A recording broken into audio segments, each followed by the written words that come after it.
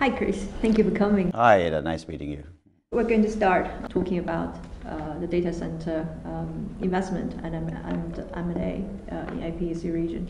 So we have seen there is a surge in M&A activities in the data center space in APAC region.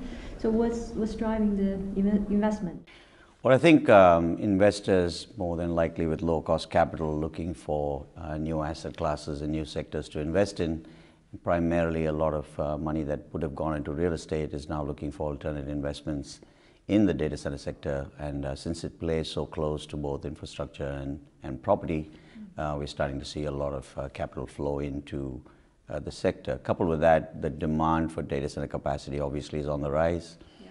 In Asia-Pac, given that more than 60% of the global population is in Asia-Pac. So we see the secular trends for demand for data centers pretty strong, stronger than they've ever been certainly in the 27 years I've been in the industry. So, and that coupled with capital looking for a home, I think makes a lot of sense for that activity to escalate in the region. So can we assume that this M&A activity will continue in 2018? I guess it could continue hypothetically. The reality is there aren't enough assets or platforms to buy in Asia Pacific, and the reason for that is most markets never kept up with the supply and demand characteristics, and so most of the markets in Asia are quite behind in terms of supply compared to the demand. So if you think about the region, it's fairly dispersed. It's far-ranging types of countries and economic activity, and so we're seeing that it's really difficult to find platforms across the region that have evolved into maturity. So I think there will be some M&A, which will be country-specific, quite small. I think the larger platforms have been sold already, so they may trade hands over the next 2 or 3 years, but largely new assets going into an M&A pipeline are quite few. And so we'll see it evolve and mature over the next 3 to 4 years. I think activity will surge again probably in about 4 years from now. And what is the Bridge data centers expansion plans? So Bridge, we set Bridge up close to about 14 months ago with the primary motivation of being a wholesale provider of choice for large customers across the globe. So our origins, being from large institutional companies like Digital Realty. Michael Faust, my chairman, was the founder and CEO of Digital for 10 years, and I built the Asia-Pac business. And prior to that, I was very deeply embedded in the data center sector with a number of startups that I've done in the past. So we see that the fact that we've got a great global network of contacts in the customer end as well as the acquisition target end.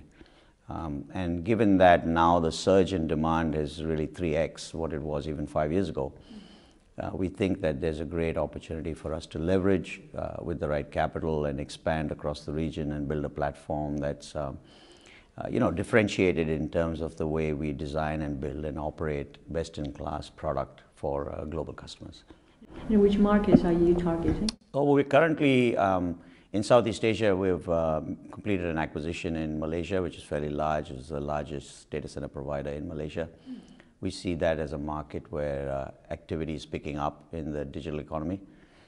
India is a very big market for us. We see that as a great location to disrupt what's in the market today.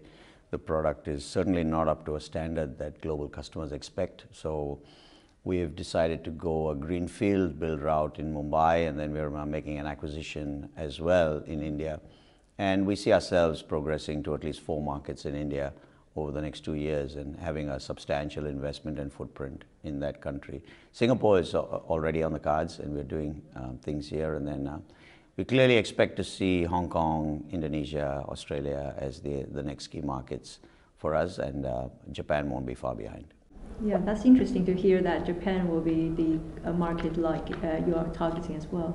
Yeah. Why do you think that Japan market is so special? Well, Japan's quite deep in terms of demand, both from domestic and now global players in Japan that are making good inroads in the cloud sector, in the internet economy sector and e-commerce. So we see that there's a nice mix of global and domestic customers. There's a number of large population dense cities that haven't been targeted yet in terms of data center capacity. So we see even the second tier cities, like a few years ago, I embarked into Osaka for digital realty, and that's been a great success for them.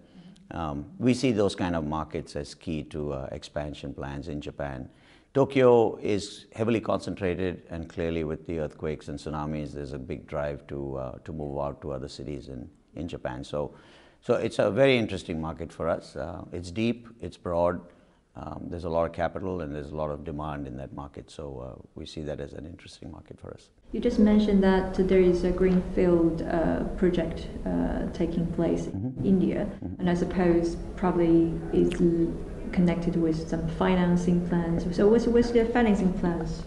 So as you know, Bridge Data Centers is equity funded by Bain Capital, one of the leading private equity firms in the world, and we've put together a stable of $1 billion US in terms of equity and debt for investment across the region. So, but we do talk to all local banks in the region.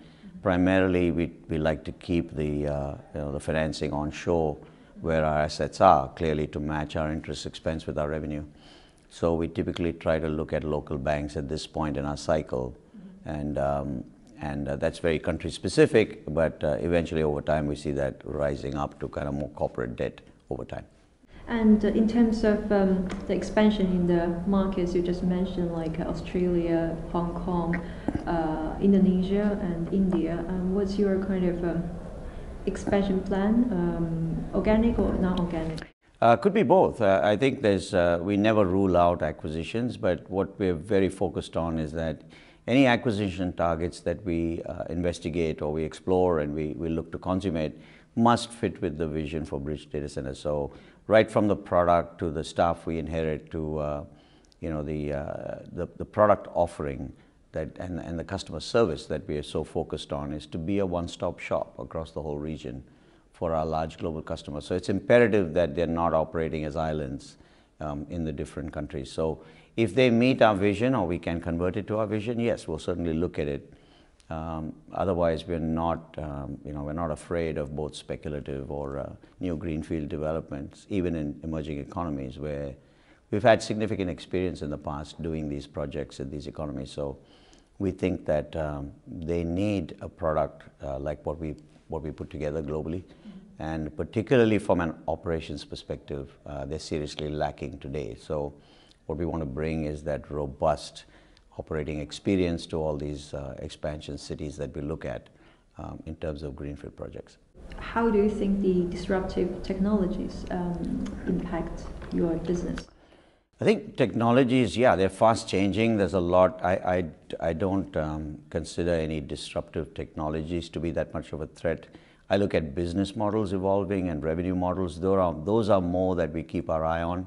Is how our company is evolving using disruptive technologies. The data center in a physical facility sense has always been a beast of burden, and it can morph and align itself if you do these projects well and you create a product that's future proof. They can align themselves to any kind of technology that comes along within the physical facility. I think what's more important for us is to connect the dots in different revenue and business models that these companies are putting out there in terms of using those disruptive technologies and creating a service or a product or a solution. How do we then connect the dots with these various companies to get a stable of customers that forms a good ecosystem? So that's more what I certainly spend a lot of my time on, understanding where AI will go, where blockchain will go, where IoT will go, and how that's going to marry up with an ecosystem within our data center facilities. And what do we need to do to ensure that the ecosystem is harmonious in that physical facility?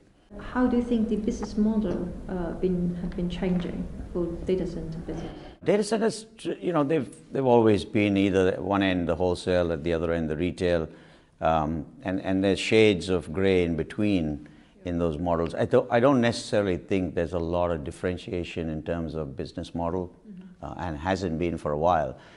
I think what's more important is to get a differentiated product and offering that can stand the test of time. So being nimble in how you work with customers and how you meet the demands they have on their business, that's ever changing, and that's it's very lumpy, it's moving fast. Even they have very short planning cycles these days. So trying to understand that a lot better, and how we then take that and align how we create these facilities and how we invest our capital and manage that capital allocation and risk is where we spend our time on. And so I think that these business models are largely the same, but our customers' revenue lines and service models are changing dramatically. And so that's where we spend more of our time on.